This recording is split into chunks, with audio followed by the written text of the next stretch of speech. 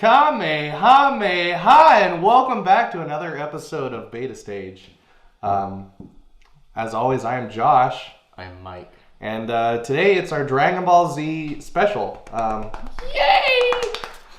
So for those of you who don't know, Dragon Ball, Dragon Ball Z, Dragon Ball GT, and Dragon Ball Super, well, not really Dragon Ball GT, but Dragon Ball Super, were all made by a Japanese animator named Akira Toriyama. It started out as a manga, and now it's an anime. It's been going for decades. I think the first episode of Dragon Ball Z came out in like 1993. Jesus.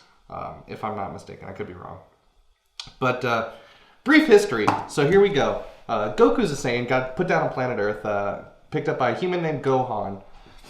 His grandpa Gohan. Eventually kills Grandpa Gohan, turns into Great Ape, kills Grandpa Gohan, has no idea what happens. Then meets Bulma, meets Master Roshi, gets trained by Master Roshi, becomes friends with Krillin, goes on all sorts of adventures, eventually meets Chi-Chi, who he doesn't know is going to grow up to be his wife, defeats the Ox King, who's Chi-Chi's father, World Tournament, fights King Piccolo. At the time, King Piccolo, evil demon King Piccolo, who's been trapped in a jar for fucking forever.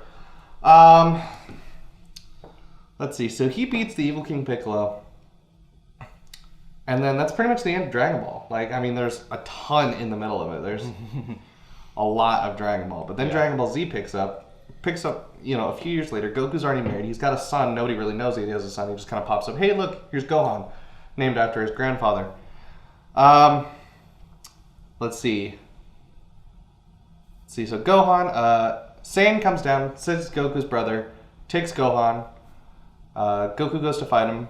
Piccolo, now not evil, still wants to beat Goku, decides to help Goku beat Raditz. Goku and Piccolo fight Raditz. Gohan gives them the advantage that they need. Goku puts Raditz in a full Nelson. Piccolo shoots Special Beam Cannon, kills Raditz, kills Goku. Goku goes to the Spirit Realm, eventually meets up with King Kai. In the meantime, everyone else is training to fight because they find out there's two more Saiyans coming to Earth, who later are Nappa and Vegeta, evil Prince Vegeta. So Goku comes back, and then just in the nick of time, gets revived. Beats Nappa, barely beats Vegeta with the help of Krillin, Yajirobe, who's otherwise useless in the entire series. And then, so Vegeta gets away. Meanwhile, Goku starts training.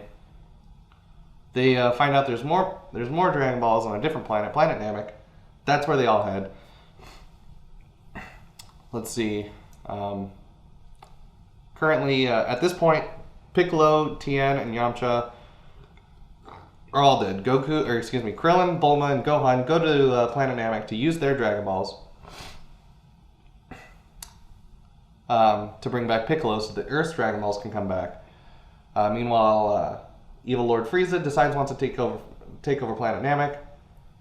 The heroes decide they want to, stop him.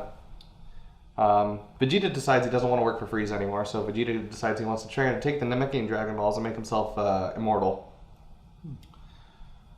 Ginyu Force comes, kicks everyone's ass. That's when Goku comes back. Pretty much like single-handedly defeats the entire Ginyu Force, while like everyone else is just knocked unconscious. Then Captain Ginyu comes out, switches bodies with Goku, nearly kills Goku. Goku switches back. Ginyu tries to take Vegeta. Goku throws a frog in Captain Ginyu's way. So now Captain Ginyu is now Frog Ginyu, stuck on Planet Namek. Goku goes to heal. Then Frieza comes down, starts fighting. Piccolo gets revived. Starts fighting Frieza in his third form. Piccolo gets his ass kicked. Krillin almost gets killed, actually, while Frieza's in his second form. Piccolo gets his ass kicked when Frieza goes into his third form. Goku gets there. Nope, Goku doesn't get there yet. Then Vegeta steps in. Frieza transforms into his final form. Starts fighting Vegeta, really pretty much just kicks Vegeta's ass. And everyone else's. Then Goku shows up. Goku and Frieza fight for a little bit. Goku figures out that Frieza can't sense ki or energy, so he starts using like remote Kamehamehas to try and distract him while he's hiding under the water. It's actually pretty clever. For Goku, anyways. He's not the smartest bulb in the bush. Then let's see. Spirit Bomb. Goku uses the Spirit Bomb. He uses the entire life force of the planet Namek. Doesn't actually kill Frieza. Frieza then kills Krillin. And in doing so, enrages Goku to the point of where he's no longer going to forgive Frieza. Goku turns Super Saiyan for the very first time. Goku and Frieza fight. Frieza decides to blow up Planet Namek. Goku gets everyone else out. Planet Namek blows up. Everyone thinks that Goku's dead. Now it's a little bit later. Everyone's on Earth. Goku's not actually dead. They find this out, so they're waiting for him to return. Oh, Frieza's coming. He didn't actually die either.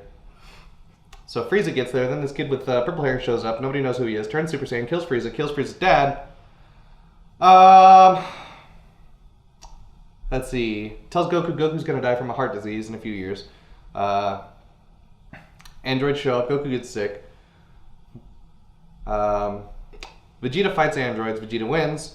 Goku gets heart medicine. Goku doesn't die. New androids show up.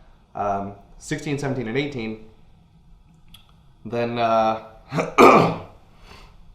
think at this point they interrupt the story arc to go back and tell the story of Future Trunks, who's trained by Gohan, Goku's son, his only son at this point, but he's an adult in the future. Gohan dies. Trunks goes back in time, kicks back off to where we were. See, now everyone's trying to get strong enough to beat the androids.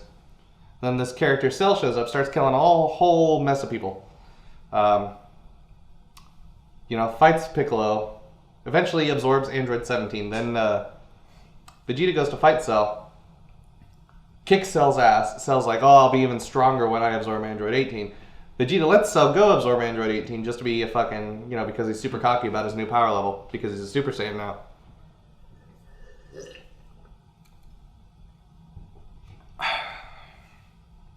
Cell kicks Vegeta's ass. They all go to the hyperbolic time chamber to try and get stronger. Meanwhile, Cell's preparing the Cell games. Goku and Gohan come out, get ready to compete in the Cell games. Cell games happen. Cell starts fighting everybody. He starts fighting Goku. Goku says, okay, that's enough. It's clear that I can't beat you. I'm going to let my son take over. So Gohan now is he's in the fight. Cell wants to push him to his absolute limit, so Cell kills Android 16, and that sends Gohan over the edge. He just can't take all the fighting anymore. Becomes an emotional wreck, turns Super Saiyan 2, the very first character in Dragon Ball Z to do so. Was he already a Super Saiyan? Yeah. Okay. Yeah, he turns Super Saiyan, and then he pushes himself to Super Saiyan 2. Goku reveals that he knew about this the whole time, decided that Gohan was the only one who could beat Cell. Gohan and Cell continue fighting. Gohan beats Cell to the point where he actually spits out Android 18. Cell realizes that he's got no chance of winning now, so he self-destructs. Well, Goku uses instant transmission, which he learned on the planet Yarmat. Transports Cell to the only place that he can think of in time, which is King Kai's planet. Cell blows up, killing King Kai, Goku, and everyone on King Kai's planet. That was my phone, sorry. I was just checking. I forgot to turn mine off. Everyone thinks that, Goku's made the ultimate sacrifice, that Cell can't come back. Cell comes back.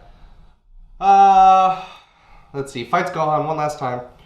Gohan, his arm is broken. He's trying to use the Kamehameha. Goku appears in spirit to help him out. They use the father-son Kamehamehas, obliterating Cell once and for all.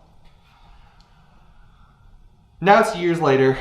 Gohan's a teenager. He's not a teenager, but he's like a younger adult. Going to school, meets this girl, Videl. Turns out to be Hercule's daughter. Hercule's the champion of Earth. New World Tournament. Goku gets to come back for it. He's still got a halo because he's, not alive, but he gets to participate in the World Tournament. World Tournament gets interrupted. Evil Wizard Babidi decides that he's going to resurrect this evil called Majin Buu. And to do so, he needs to absorb all the energy of people fighting. Takes over, corrupts Vegeta again, gives him all sorts of unlimited power. Vegeta wants to settle things with Goku. So the fight happens. Majin Buu gets revived. Vegeta and Goku are off fighting somewhere else. Goku only goes up to Super Saiyan 2 while fighting Majin and Vegeta. Majin Buu appears, and Vegeta, planning to make the ultimate sacrifice to kill Majin Buu, uses his entire energy to turn it into, uses his life force to turn it into energy, makes this giant explosion, thinks he kills Majin Buu, doesn't. There's a lot of people in this series that make, the ultimate sacrifice for absolutely nothing. So then Goku and Piccolo teach Goten and Trunks, who are children, Goten being Goku's second son, how to perform fusion because he thinks that they might be strong enough to defeat Majin Buu. So they fight Majin Buu. Meanwhile, their fusion runs out, they go back. Now at this point, Majin Buu has made friends with Hercule, and Hercule's trying to teach Majin Buu not to be evil. So Majin Buu, in a fit of rage because of they think that the Majin Buu thinks his puppy was killed, separates the evil from himself. So the evil Majin Buu and the now good Majin Buu have a fight. Evil Majin Buu wins, absorbs Buu. That becomes Super Buu. Super Buu wants nothing more than to fight Gotenks again, the fused form of Goten and Trunks. Goes back, fights Trunks and Goten again. Excuse me. Piccolo puts him in the hyperbolic time chamber, steals it by destroying the entrance. So now he thinks that he's trapped Majin Buu forever. Majin Buu screams, creates a vortex, gets out of the hyperbolic time chamber.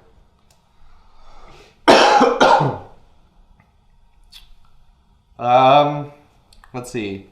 Meanwhile, Gohan is training on the planet of the Kais with Goku and Supreme Kai, and he thinks that he's strong enough to wield the Z-Sword, use it to cut this block, breaks the Z-Sword, releasing Elder Kai. Then let's see. Meanwhile, Super Buu is fighting Gotenks. Super Buu absorbs Gotenks to become even stronger. At this point, Gohan has unleashed his true potential. No longer needs to turn Super Saiyan to, theoretically whip Majin Buu's ass. Super Buu's ass, excuse me. Well, he's still Majin Buu, but, So let's see. Then, Majin Buu actually tricks, uses some sneaky bullshit, absorbs Gohan. So now he's the super powerful being. The only people that can defeat him are Goku and Vegeta if they work together. So Goku brings Vegeta back. They use what they're called the Patara earrings. They become Vegito, and they want to fight. They're gonna fight Super Buu. They've got they're whipping his ass. They purposely get eaten, get absorbed, and then they separate. So Majin Buu is back to he goes up a power level and he goes back down a power level. So now they're inside Majin Buu. And they search for everyone else. They eventually find everyone else to free them from the clutches of Majin Buu. They even find the good Buu. They release him, which turns Majin Buu. It turns Super Buu into what they call Kid Buu, which is the original form of Majin Buu. He actually ended up he killed a whole bunch of the Kais, and the reason he turned into big fat Majin Buu is because he absorbed a Kai who was super childish and pure of heart. So, Goku turns Super Saiyan 3. He's been able to do it the whole time. Vegeta's super bad. Starts fighting Kid Buu. Then they take it to the planet of the Kais because they don't want to destroy Earth any further. Goku and Vegeta are doing everything that they can to beat Super Buu, Kid Buu, but the only thing that they can come up with is the Spirit Bomb. Goku needs to charge up a lot of power for the Spirit Bomb, but he just can't seem to get it. Nobody on Earth wants to get the power. So, Hercule, being the voice of the people, says, hey everyone, give us your power. We can do this. So Goku gets his giant super bomb, giant super spirit bomb, uses it, defeats Kid Buu, everything is right with the world. And Goku's back alive again. He gets I think it's a gift because he saved the entire universe from the evils of Majin Buu. Vegeta's back alive, everyone's back alive, and that's pretty much the end. That's where Dragon Ball Z really ends. Cool. I was always wondering because I actually never watched past the Cell saga. Hey, I did that in 15 minutes. That's pretty impressive. Yeah, you did. So now Dragon Ball GT. Dragon Ball GT is not really canon. I would fly through this one. Oh yeah, it's super quick. Let's see, Evil Emperor Pilaf makes wishes on what are called the I think they call them like the Black Star Dragon Balls. That's what they are. They're Black Star Dragon Balls, and when you make a wish on those, they get scattered throughout the universe, and you have 1 year to collect them all before the planet that the wish was made on gets destroyed.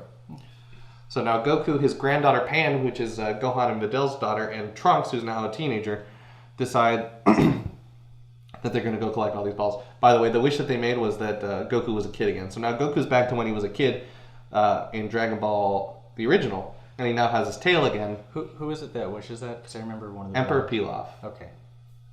Who's not really an emperor of anything, but... Yeah. So that's the wish that he makes. They go throughout the universe picking up the Dragon Balls. Then this space version of Dr. Gero, who made the original androids, makes a new android, calls him Baby. Turns out to be this super what's the fucking a parasitic being that wants to enslave everyone by leaving little pieces of himself. Eventually, he takes over Vegeta's body. Goes to then they make a planet Tuffle with using the Dragon Balls again. See, Goku goes to Planet Tuffle to fight Vegeta, baby Vegeta baby, whatever you want to call him. GB. Yeah, getting his ass kicked because Vegeta's the combined power of them is just too overwhelming. So Goku he sees Earth and he turns into the great ape again, but now he's like a Super Saiyan ape. He turns into the great ape, but now he's golden. Probably because of the power that he has as a Super Saiyan. Goes on a rampage, nearly kills everyone. Then he sees his granddaughter and gets a hold of himself, and then he turns into Super Saiyan 4. Still, none of this is canon, but it's still pretty cool. Mm-hmm.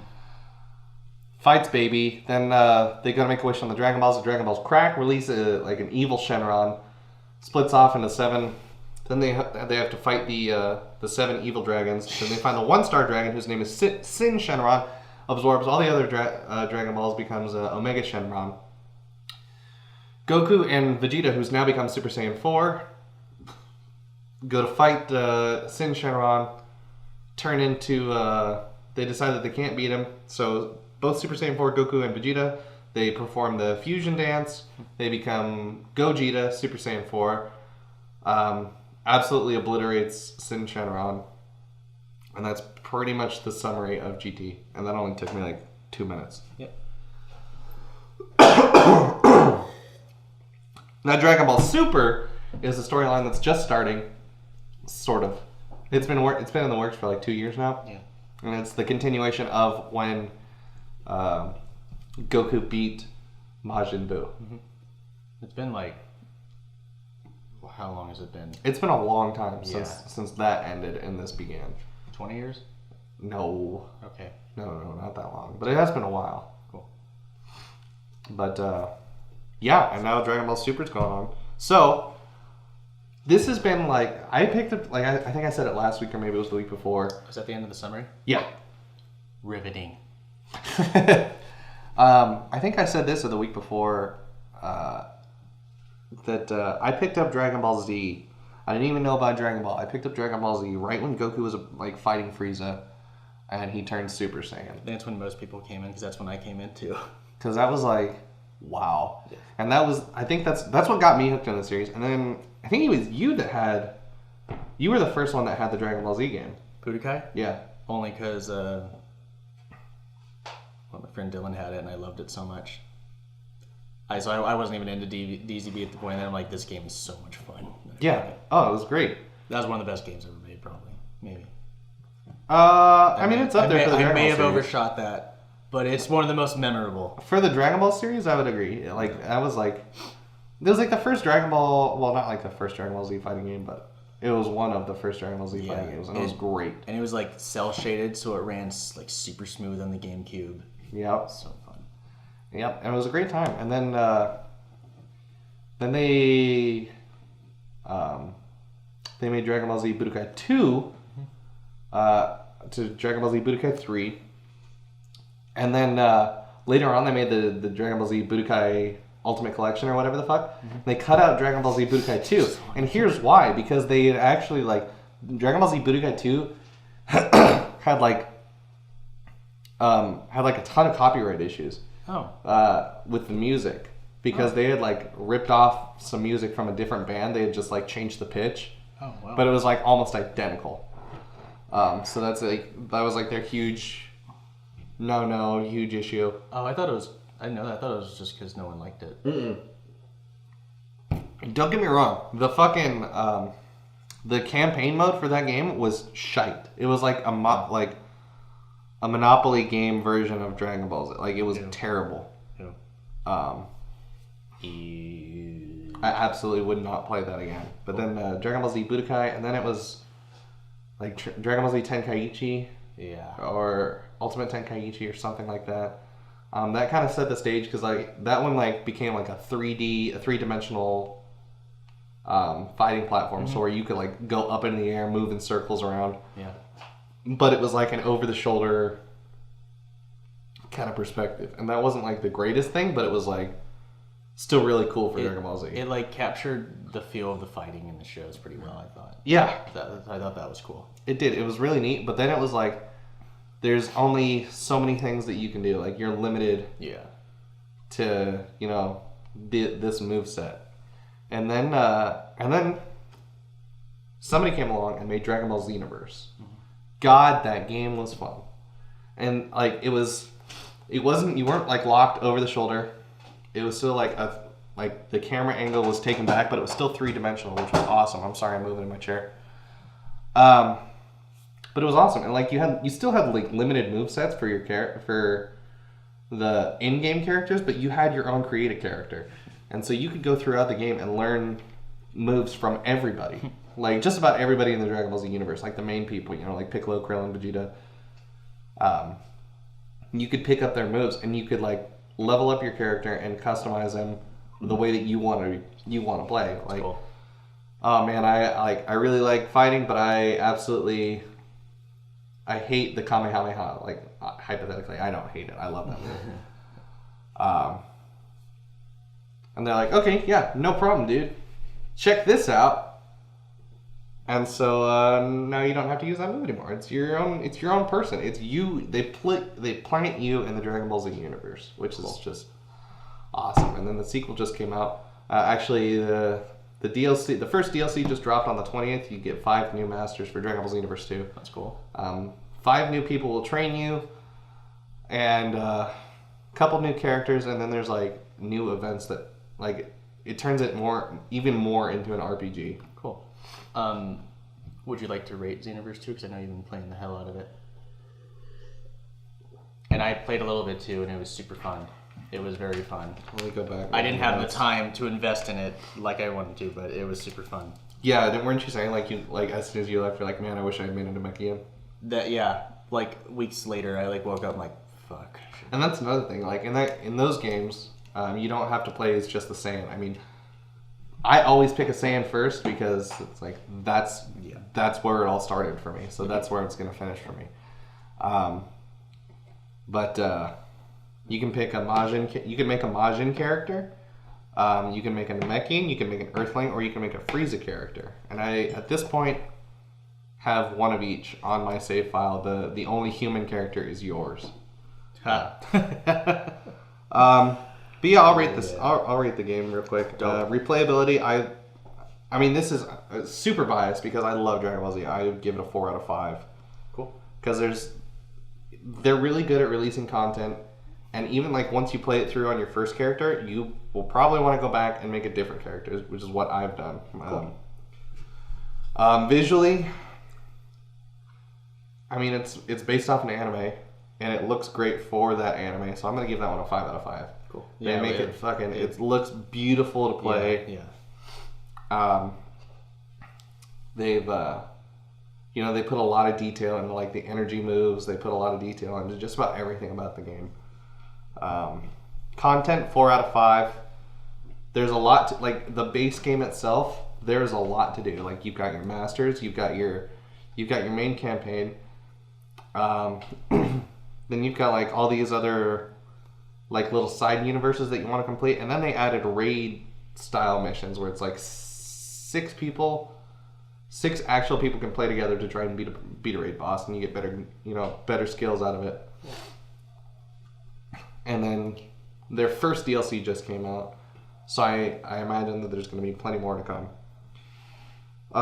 Immersion, for me, it's another 4 out of 5 because you make your own character. It plants you in the Dragon Ball Z universe, and it does a really great job of you using that character in the story mode. Like it's really kind of neat the way that they like twist and turn the story of Dragon Ball Z to revolve around your character being involved with what actually happened. Well, what's stopping you from giving it a 5 in the immersion? I'll tell you what's stopping it from giving me 5. There's no dialogue for your character. Oh. You don't get to talk to anybody. Like you're like watching it through your character. And like the rest of the characters, like they'll talk to you, but you don't say anything to them. That'd take a lot to voice 5 different characters, and 10 if you count like male and females being different, which they are. And plus, there's different voices selectable for those characters. So I totally understand it. Yeah. I'm just saying that's what's keeping me from getting it a 5. Cool. Well, I will do the math. And then technicals, I'm going to give that one a 3 out of 5. Damn. No, you know what? I'll give it a 4. I didn't mean to pressure you. Well, no. See, here's the thing. The only thing that stopped me from, like, everything about this game plays great. But the one thing that stopped me from giving it a higher score on technicals is that there's a thing that happens. So, like, you can like, when you're fighting somebody, you can, like, teleport behind them to, like, get an advantage. But the AI has this, a lot of times they'll have this, like, overwhelmingly, like, perfect anticipation of it. So it's like, even though, like, so now you're using your stamina to try and get an advantage, like, stop getting your ass kicked, and they'll just immediately flip around and start punching you in the face. It's like, well, what's the point of even doing that? I'd rather just get my ass kicked and save my stamina for something more useful. Okay, so I see. Well, that gives Dragon Ball Xenoverse 2 4.2 out of 5. I would rate it that. From a hardcore, diehard DBZ fan. I really think that you should get that game so we could play together. I would like to. There's so many games I want that are $60. I know, it's hard. And I'm spending all my money on Christmas shit. It's really hard. It's really hard to, like, limit yourself to, only getting a few games. But God, man, like, I fucking love that game. Like, I was about to play something else today, and then I realized that the DLC had just dropped, and I was like, oh, well, guess I can't play anything else. I know exactly what I have to do. Because, like, for that game, I'm 100% like devoted to completing everything that I can. Yeah. And it's taken me a while to get at least as far as I am, because there's just so much to do. Cool. Like, I think one of my favorite things is the masters, like the people that'll teach you. Because, like, there's little quests to unlock their moves, their move sets, and, like, a lot of times, sometimes it's a move that you can't buy. You can only get it from them teaching it to you. Cool. Like Goku, for instance, teaches you the ×10 Kamehameha. So not only is it the Kamehameha, but it's fucking 10 times as powerful, and it's fucking red. And it's like, it's cool. Super, like, it's awesome when you get it, when you fucking land a hit with that thing totally charged up.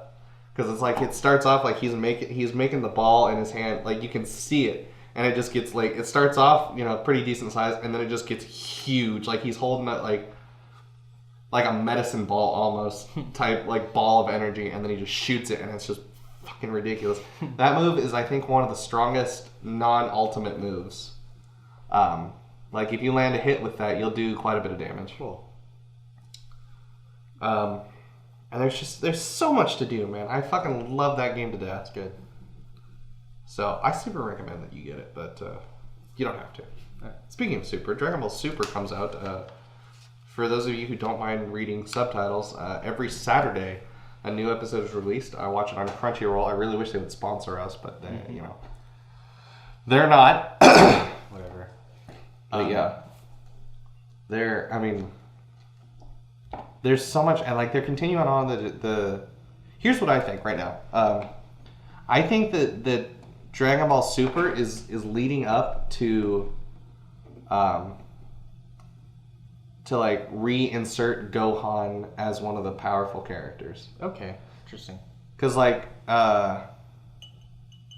during Dragon Ball Z, during the Cell Saga, Gohan was the most powerful character, and there was like this fan theory that Gohan was so powerful because like the Super Saiyan transformation is based on emotion, and Gohan as half human is more emotional than like more in touch with his emotions than the Saiyans are.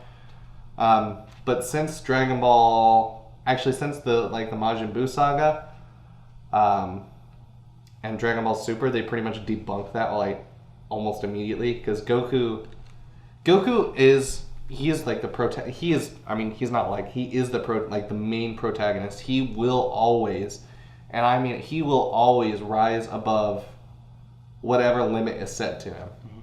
And that was one of the challenges, like once they had set Majin, like Kid Buu, as like the most powerful being in the universe, and Goku stepped above that. And it was like, well, where the fuck did they go? Well, then Dragon Ball, after that, they came out with Dragon Ball Battle of the Gods.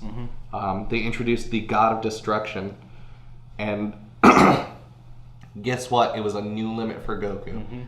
He immediately broke through it, and that it was actually an episode of Dragon Ball Z. It wasn't considered a movie, but I'm going to call it a movie anyways because it was like an hour long, where he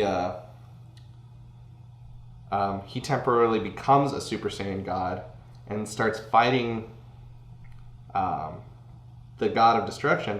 And he's like, well, this isn't, it's not my power. I appreciate that, maybe it'll give me the strength to beat you, but it's not mine, And so you're watching it, you're like, oh, okay, well, that kind of makes sense. Well, then the wonderful writers, thank you, Mr. Akira Toriyama, we're like, well, let's have him lose this power halfway through, but still be able to keep up with the God of Destruction. And they later say, well, his body just adapted to immediately got used to the strength and then adapted to it. So within this this 2-part thing, Goku already broke through another barrier. Still not strong enough to beat the God of Destruction. He still gets his ass kicked, but now he has a new goal. Yeah. And so then he and Vegeta start training with the God of Destruction's master. Well, not master, but like his assistant, who's also his teacher. And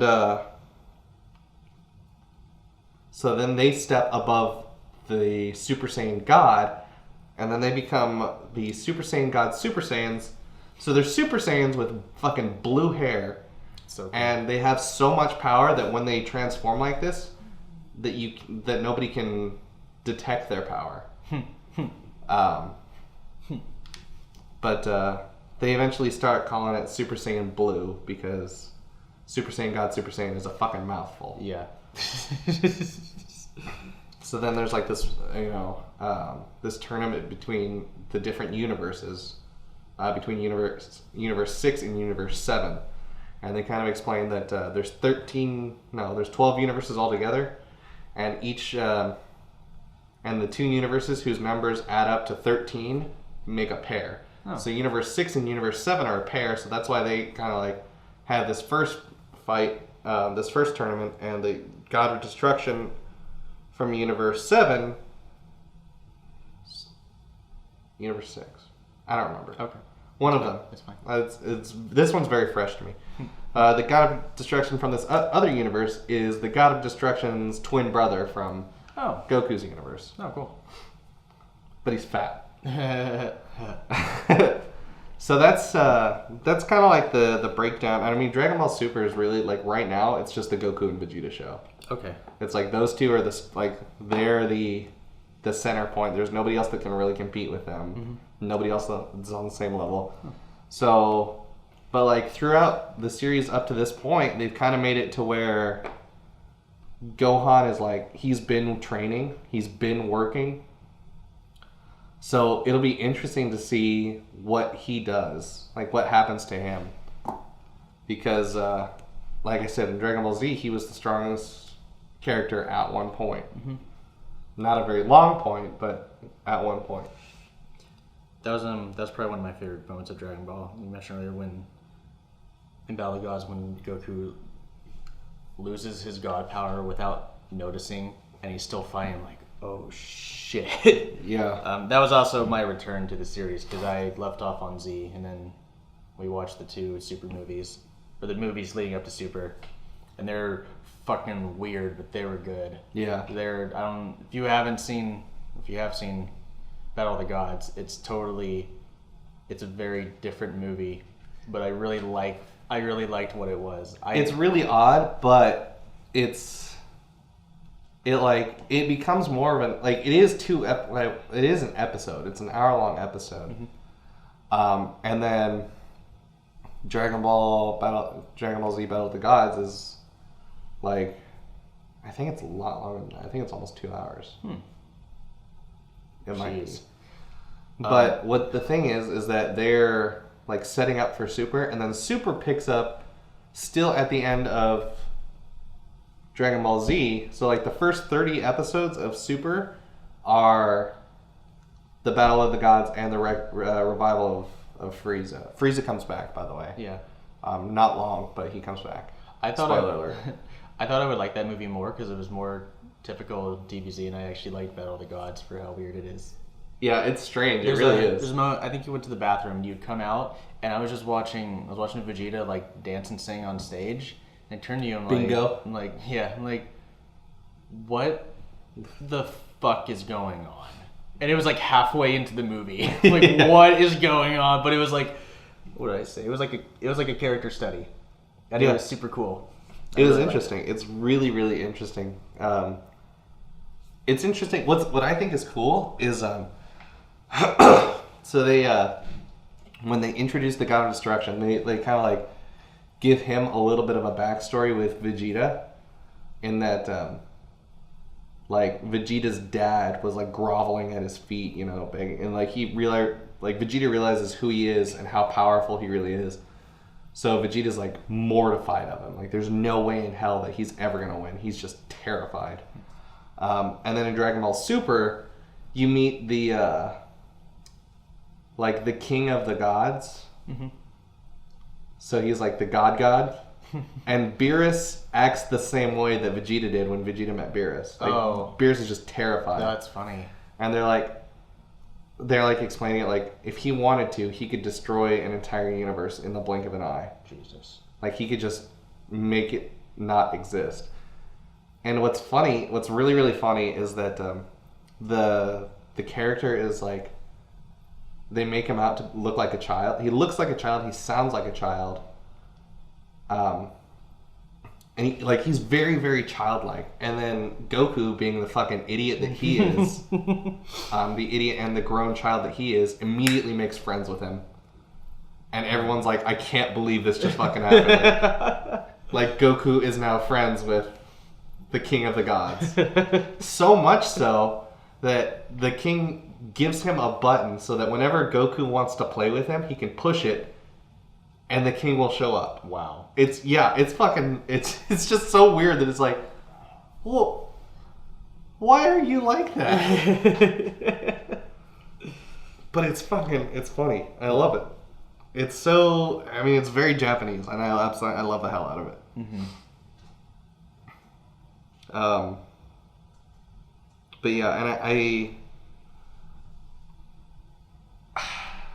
don't, man, You gotta talk about this a little bit. That's fine. I've been running my mouth and smiling because I love Dragon Ball Z I so know much. you do. Dude. It's a fucking good show.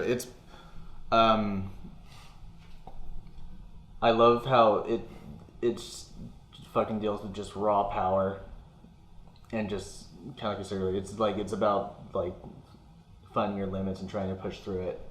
Oh And yeah, it's like it's that all every Goku time, does. and it's all just pushing through, and it gets you like really pumped. You're like, fuck yeah, and it's just fucking, it's an insane. It's just like batshit crazy. It gets just fucking crazier and crazier. I know. What has been said? Well, I don't know. We've talked about everything. What hasn't been said? Well, here's what I haven't talked about. There's 13 Dragon Ball Z movies. I think there's like 3 for Dragon Ball. I own all 13 of the Dragon Ball Z movies, and they like take place in between a lot of the Dragon Ball Z series, which is really really cool because it's like you can kind of you can kind of pick out where they are in the timeline and like insert them into it. So far, my favorite of the Dragon Ball Z movies is Broly, the legendary Super Saiyan. Okay. Do you know about Broly? Kinda. Okay, so here's the deal.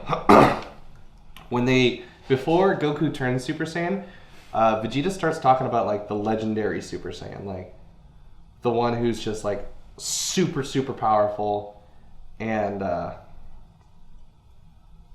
was he the original Saiyan? no, Okay. he's like there's like one born every 1,000 years, and Goku turns Super Saiyan, and everyone thinks, okay, Goku is this legendary Super Saiyan. Nope. There's Broly, who was born on the same day at the same time as Goku, with a power level that's just like, I mean, at the time power levels were still an established thing, but that's just absolutely like breathtaking. And King Vegeta's father, Okay. becomes like afraid of the idea of Broly because he's just too damn powerful. So he has him and his father executed and ejected into like the vacuum of space. Like they fucking stab this baby and like toss him out.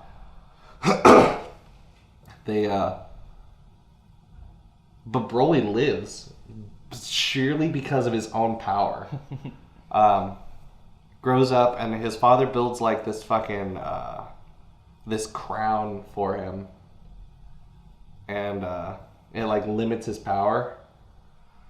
But then like they go on the hunt for the legendary super, like this thing that's like destroying everything, and Goku gets involved, and then Broly like remembers Goku, and it just makes him furious because Goku was like all he did was cry when they were born, and Broly just remembers that for whatever reason, and it sends him into a fucking rage. He breaks his fucking limiting crown, and then he super bulks up, like where he's the size of like 2 regular people. He's basically the Hulk of the Super Saiyan world. And he would have killed everybody, like without even like he took no damage during this entire fight. Like he's just whipping everybody's ass. Like Gohan, Trunks, who's there, Vegeta. Vegeta won't even fight at this point because he's like we just can't win. And everyone else is getting their asses kicked. Well, then they're like last ditch effort. Everybody gives their power to Goku. Goku kills him in one punch. Jesus. Well, he doesn't actually kill him. They think he kills him, and then he comes back for a different movie. Of course. Yeah. And then then they actually kill him, and then he comes back for a third movie for like, I don't know, 2 minutes, but that one sucks.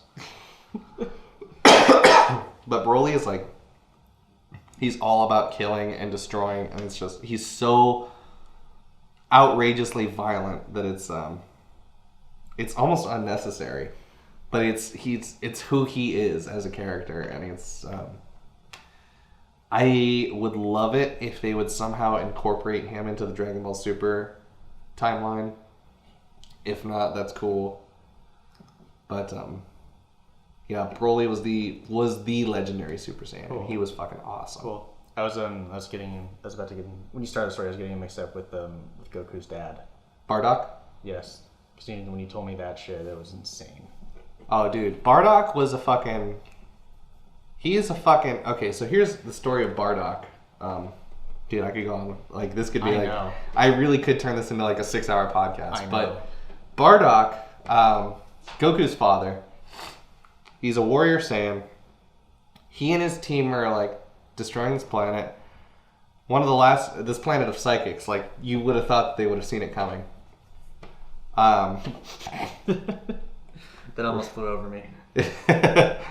But so they're fighting, and then like one of the like warriors from that planet like does something to Bardock, so now Bardock can see the future, and he gets like flashes of Frieza destroying the planet, and like he basically becomes the Chicken Little of Planet Vegeta.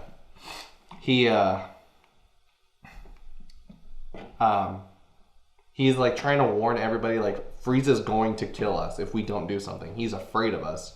He is going to kill us. Nobody believes him. Frieza's invasion force shows up, and Bardock's like, well, guess I gotta do something. So Bardock goes to fight Frieza.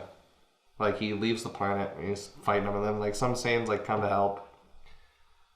And then he's like fighting, and then Frieza's like, nah, fuck you guys, I'm blowing up this planet now.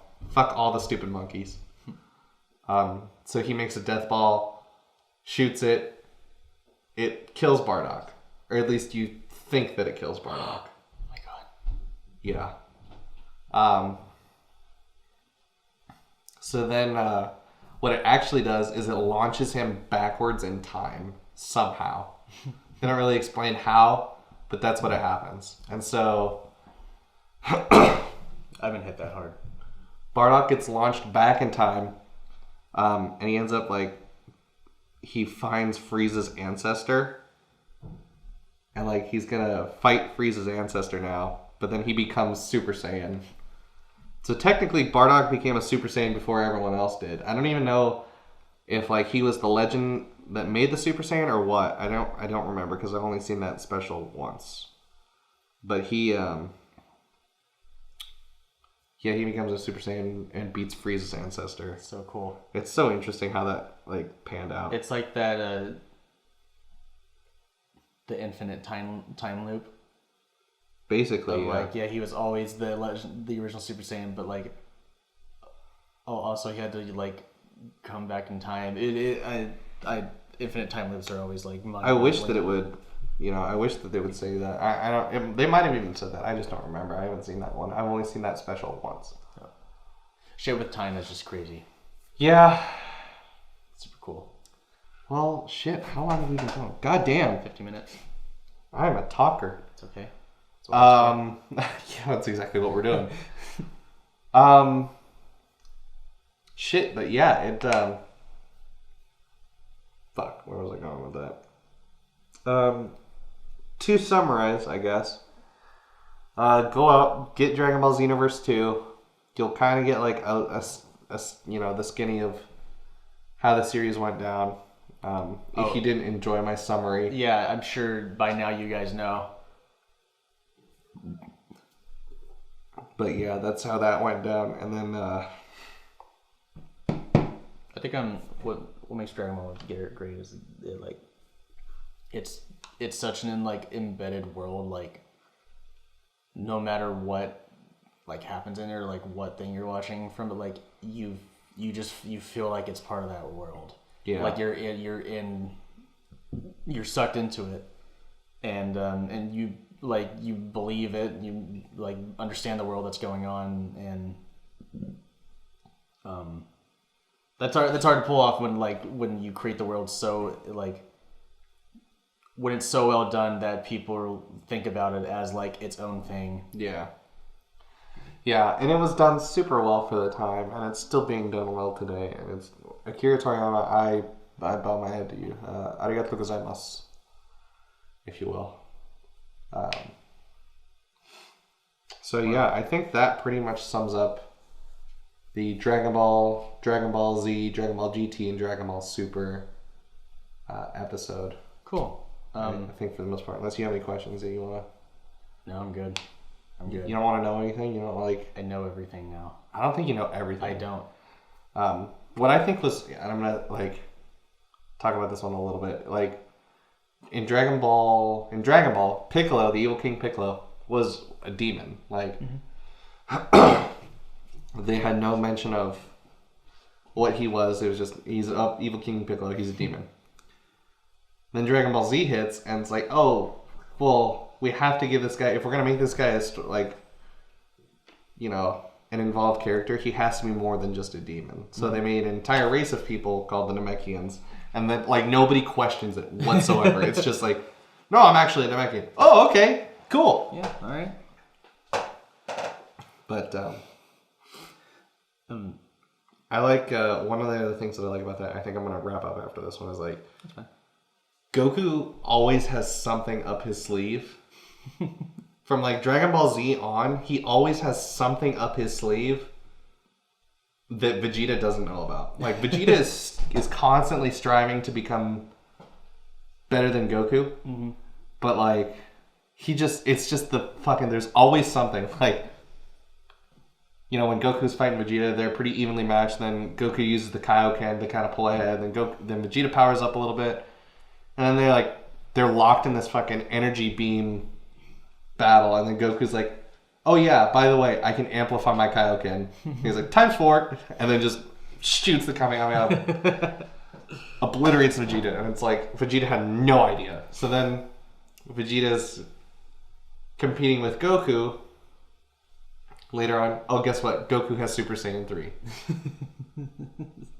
So then Super comes out, and Vegeta finally believes that he has the edge over Goku. Not the edge, but that they're neck and neck, that they're within, that they can actually compete with each other to figure out who's the strongest. And then Goku's Super Saiyan Blue Kaioken? Oh, Super Saiyan Blue Kaioken times 10? And it's just, it's so funny because Vegeta's absolutely dumbfounded that Goku has yet another thing above him. So it's interesting to see what they'll make, what they'll give Goku in his next toolbox now that he's already shown that he has the Kaioken. Wow. One of my favorite scenes is because there's times where I had to get the Super Saiyan sound, and I just looked up a super, what scene do they change in, and I landed on the on that scene where Goku's just showing it, and he's like, "This is a Super Saiyan," and that line just always runs through my fucking head now because I've seen it so many times. And this is Super Saiyan 2. Oh, did I tell you? I told you I met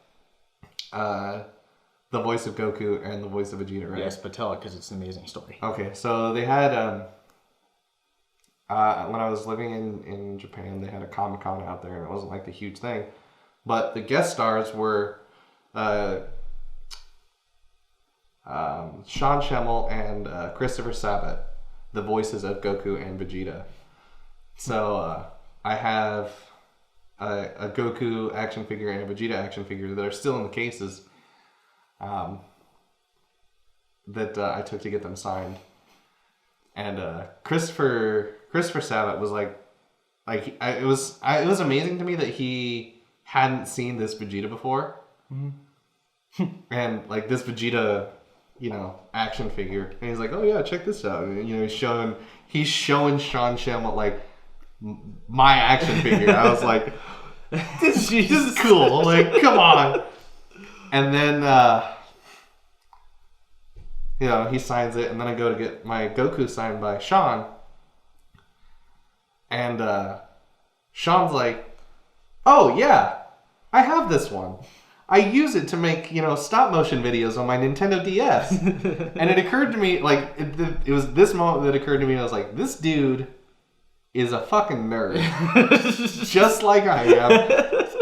But it's so cool that he likes his own stuff that much that he's actually like, he makes stop motion videos with his Nintendo DS about Dragon Ball Z using the same action figure that I have. And it was one of those moments where I was like, wow, this is the world is okay. Yeah.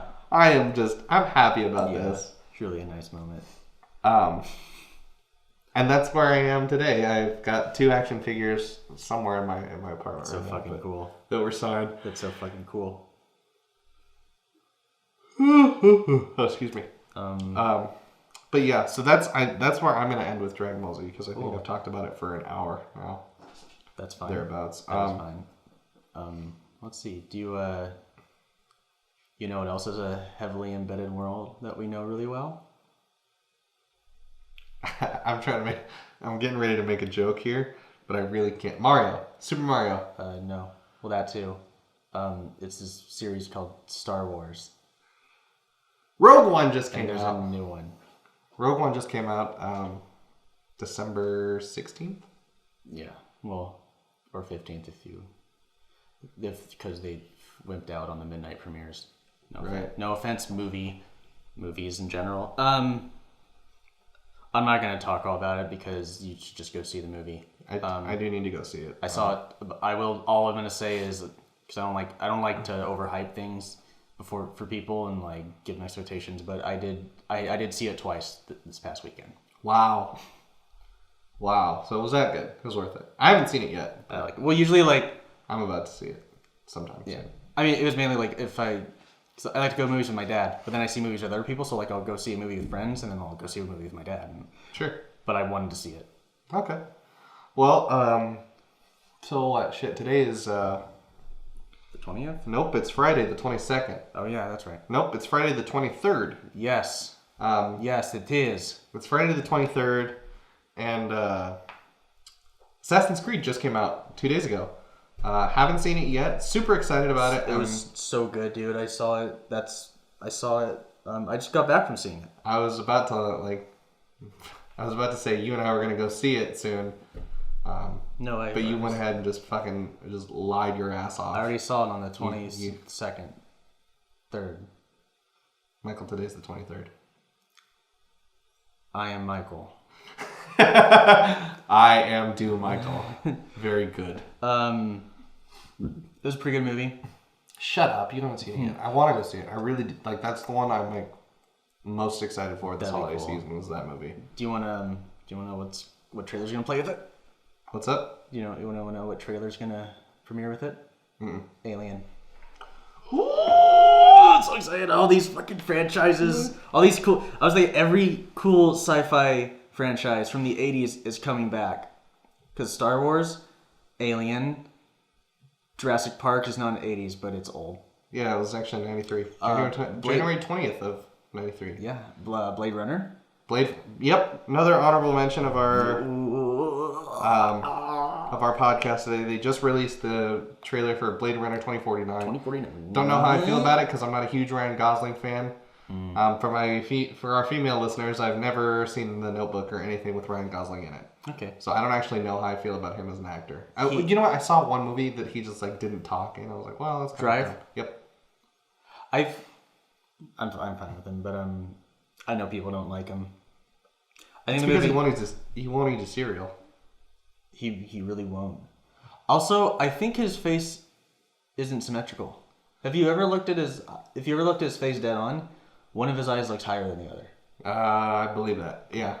But he's looks like he's a little on one side. Yeah. But he's like still a total stud. Cut that part out because I think we get in trouble for that. Okay.